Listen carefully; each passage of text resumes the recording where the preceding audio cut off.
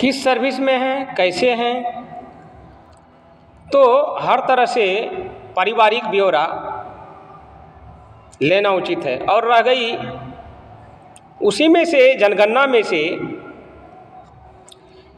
Property का भी दर्शाया जाएगा कि कितना प्रॉपर्टी है, क्योंकि जनगणना का मतलब है जन और गणना, एक एक जन का कितनी प्रॉपर्टी है, कितने सदस्य हैं, ये गणना भी जरूरी होता है। कोई भी सरकार खुद को फंसने के लिए उसमें कि हम कहीं फंस ना जाएं, वो प्रॉपर्टी दस्तावेज दर्शाने में असफल रही है कोई भी। और कब से मैं गुहार लगा रहा हूँ माननीय मनमोहन सिंह के समय से कि पासबुक पर प्रॉपर्टी दस्तावेज दर्शाया जाए।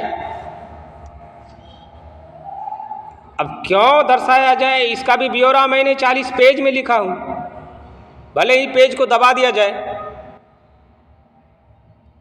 तो 40 पेज में कचरा तो होगा नहीं, जाहिर है कि कुछ उदाहरण के तौर पर ऐसा लिखा गया होगा। इतनी लंबी प्रोसेस में नहीं जाना चाहता, क्योंकि मैं 40 पेज का दे चुका हूँ माननीय मनमोहन सिंह को। और मैं पहले भी कहा था कि जो स्टेटमेंट जारी किया जा रहा है, सरकार किसी का आए और जाए, पीएम कोई बने या सीएम किसी राज्य का कोई बने, हमें इससे कोई मतलब नहीं है पार्टी विशेष से, बस काम से मैं मतलब रखूँगा। जिनका काम डिफ़ॉल्ट होगा वो नीचे उतार दिए जाएंगे, ये मेरे लेसन में है। तो इस चीज़ को मानना चाहिए और इससे सुधार भी होगी। सुधार क्या होगा, जब 3 चोर इकट्ठे हो जाएं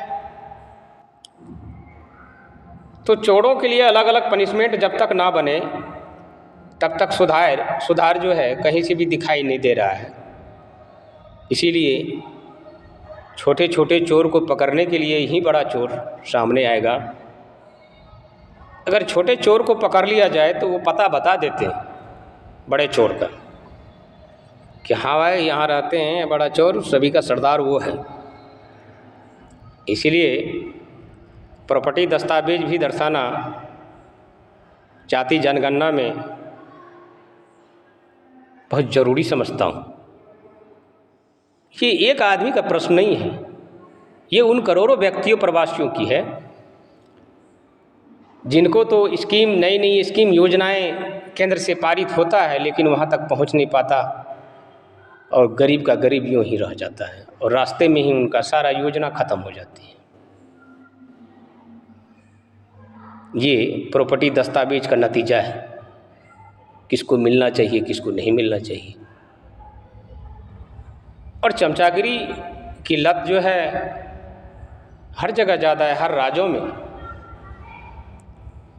और कास्टिज्म हावी है, इसलिए कास्टिज्म अगर हो भी हो तो अर्थव्यवस्था कहता है कि प्रॉपर्टी दस्तावेज भी दर्शाना जरूरी है। इसमें इस वर्तमान सरकार को करना चाहिए था। हमें जब 40 पेज में पहले अगले सरकार को दे दिया तो इनको करना चाहिए था, इन्होंने ध्यान ही नहीं दिया। इन्होंने तो सोचा होगा कि अगर मैं ये करता हूँ तो मेरे सारे आदमी पकड़ा जाएंगे और फिर राजनीतिक रोटी सेकूंगा कैसे, तो गड़बड़ हो जाएगा। तो खैर गड़बड़ तो गड़बड़ है, और जो गड़बड़ी की गई है इसीलिए मैंने अपने आप को थोड़ा साध के रखा, अपने आप को विराम दिया कि थोड़ी सी राहत, थोड़ी सी सोचने का सामने वाले को थोड़ा सा समय दो। अगर समझ में ना आए तो थोड़ी देर अपने आप को विराम रखो। मेरे समझ में भली भांति आ गई थी इसलिए विराम दिया था। आज हिसाब